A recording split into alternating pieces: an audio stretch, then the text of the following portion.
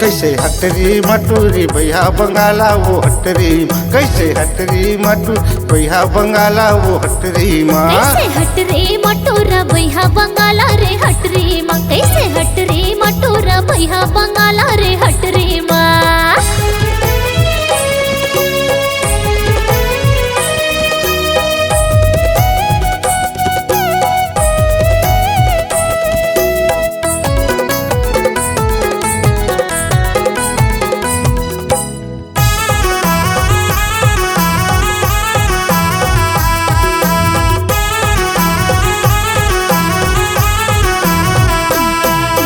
गोरी गोरी गाल में टूर नानू के तिल है करिया, पर के मरारिन बेचा थसगोज बैठे बीच बजरिया, पर के मरारिन बेचा थसगोज बैठे बीच बजरिया।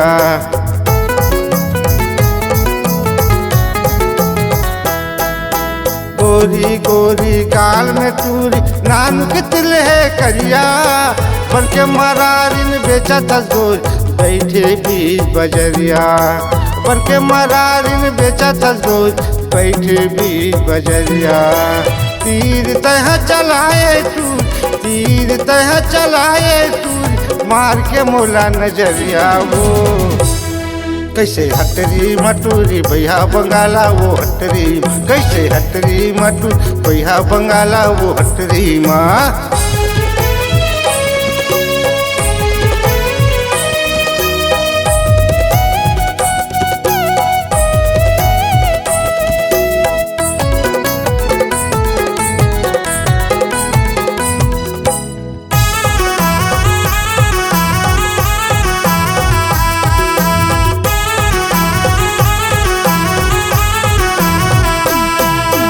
गोलवा गोलवा दिखत है गोरी गौ की वो तो पता, बेचे बताए हाँ जात से गोरी हर खरोरा बाजार, बेचे बताए हाँ जात से गोरी हर खरोरा बाजार।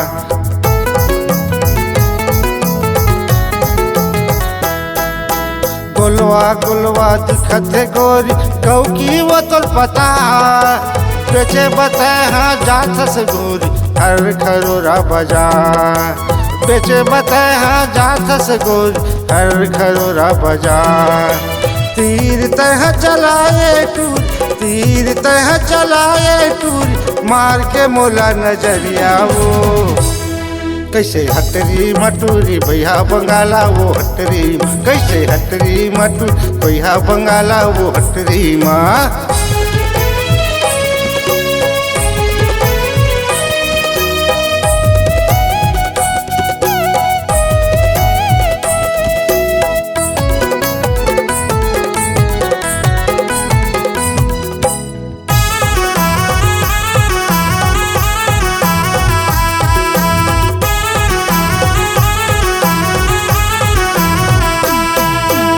प्रसादा में हम गोरी अनिल हवाए मोरे नाव, बेचे बताए हाँ एको दिन गोरी अबे तहा मोरे गाँव, बेचे बताए हाँ एको दिन गोरी अबे तहा मोरे गाँव।